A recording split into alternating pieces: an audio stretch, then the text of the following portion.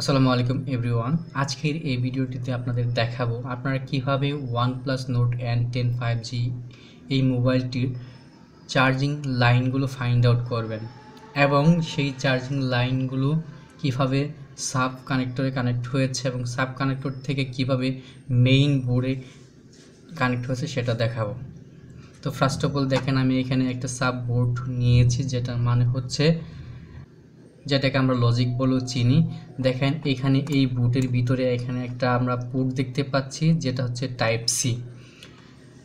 এখন আমরা সবাই জানি টাইপ সিতে আমরা যদি একটা কেবল কানেক্ট করি, সেটা যে কোনোভাবেই কানেক্ট করতে পারি, ঘুরিয়ে ফিরিয়ে যে কোনোভাবেই চার্জ টাইপ সি দ্বারা।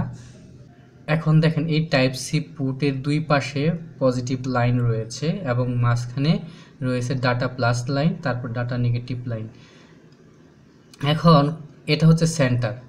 টাইপ সি এর ক্ষেত্রে সেন্টার সেম থাকবে, আমি কেবল যেভাবে ঘুরিয়ে দিই না কেন এই সেন্টারের জায়গায় সেন্টারই থাকবে এবং পজিটিভ দুই পাশে রয়েছে। যেইভাবে কেবল আমরা ঢুকাই না কেন এই পোর্টের ভিতরে কেবলটি কিন্তু পজিটিভ লাইনগুলো অ্যাকসেপ্ট করে নেবে, দুইভাবে অ্যাকসেপ্ট করে নেবে যেইভাবে আমরা ঢুকাই। এই জন্য টাইপ সি এইভাবে তৈরি করা হয়েছে। দেখেন এখান থেকে মূলত তিনটা লাইন বের হয়েছে। একটা হচ্ছে বিবাস, এর অর্থ হচ্ছে আমি দেখাচ্ছি আপনাদের।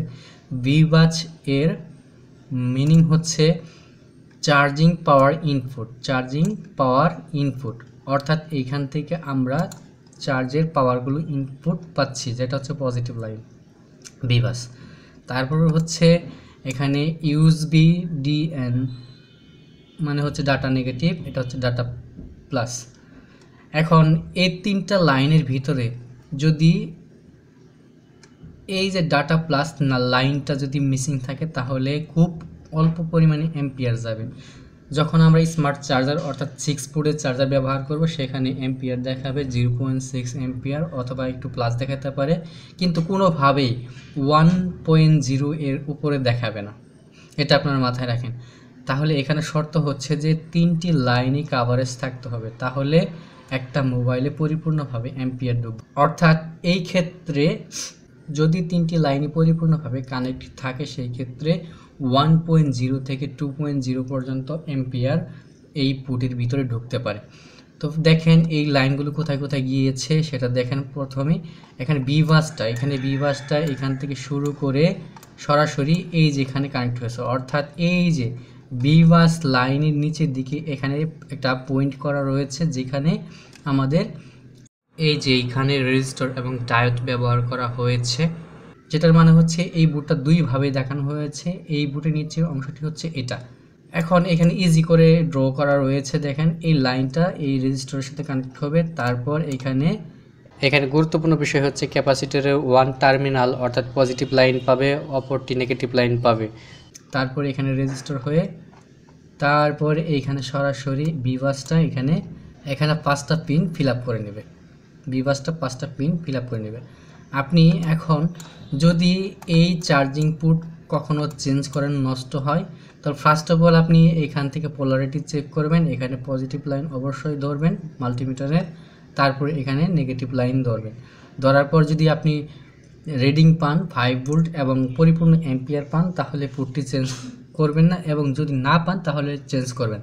চেঞ্জ করার পরেও যদি আপনার এখানে ভোল্টেজ না পান, প্রথমে আপনি চেক করবেন এখানে ভোল্টেজ পান কিনা। এখানে যদি না পান তাহলে এখান থেকে সরাসরি একটা জাম্পার করে দিবেন, অথবা এখানে যদি আপনি ভোল্টেজ না পান এই ক্যাপাসিটরটি দুই পাশে পোলারিটি চেক করে দেখবেন।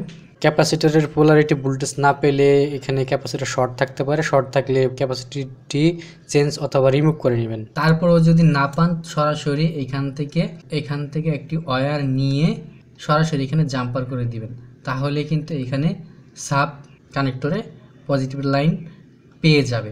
তারপর দেখেন এখানে ডাটা নেগেটিভ সবসময় পিসিবি বোর্ডের বিভিন্ন জায়গায় থাকে। তারপরেও আপনারা চেষ্টা করবেন মেইন যে পোর্টটি রয়েছে সেইখান থেকে লাইনটি বের করা।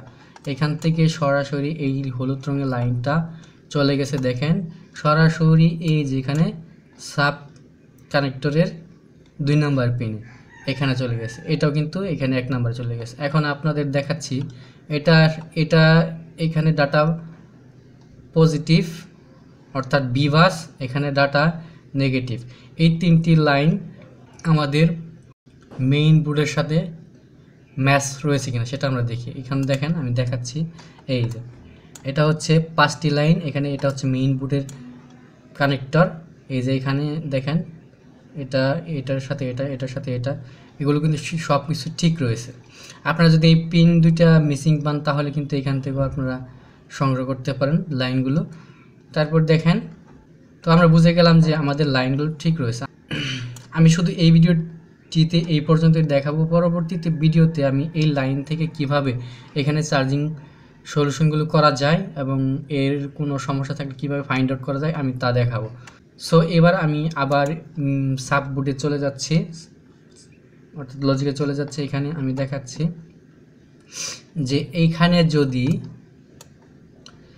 যে কোনো একটা লাইন মিসিং থাকে তাহলে আপনি সরাসরি যে রেবনটা রয়েছে রেবন, সেই রেবনটাকে চেঞ্জ করবেন, অথবা এখান থেকে জাম্পার করে করে মেইন বোর্ডে দিয়ে দিবেন। তো এই ছিল মূলত চার্জিং পোর্ট থেকে কানেক্টর পর্যন্ত লাইন। তাছাড়াও আপনারা এখানে মাইক্রোফোন লাইন, ইয়ারফোনের লাইনগুলো দেখতে পাচ্ছেন, এগুলো আপনারা মিলিয়ে নিন। এখন আমি এগুলো নিয়ে আলোচনা করছি না। এটা হচ্ছে আপনাদের বোনাস একটা জিনিস, আপনারা চাইলে স্ক্রিনশট দিয়ে নিতে পারেন এই লাইনগুলো। তো যাই হোক, এই ভিডিওটি আমি এই পর্যন্তই রাখছি, ভিডিওটি আর লম্বা করছি না। আপনারা ইতিমধ্যে হয়তোবা এই বোর্ড দেখে সব আইডিয়া করতে পেরেছেন। আর ভিডিওটি যদি ভালো লাগে আপনাদের অবশ্যই একটি লাইক দিবেন। এরকম ভিডিও যদি আপনাদের আরও দরকার পড়ে কোনো মোবাইল সংক্রান্ত নিয়ে বা যে কোনো মডেলের কোনো সমস্যা নিয়ে যদি আপনারা কোনো জায়গায় প্রবলেমে পড়েন অবশ্যই কমেন্ট বক্সে কমেন্ট করবেন, আমি ওই বিষয়ে একটি ভিডিও দেওয়ার চেষ্টা করব। ওভারঅল আজকের ভিডিওটি এই পর্যন্তই। সবাই ভালো থাকবেন। Thank you so much.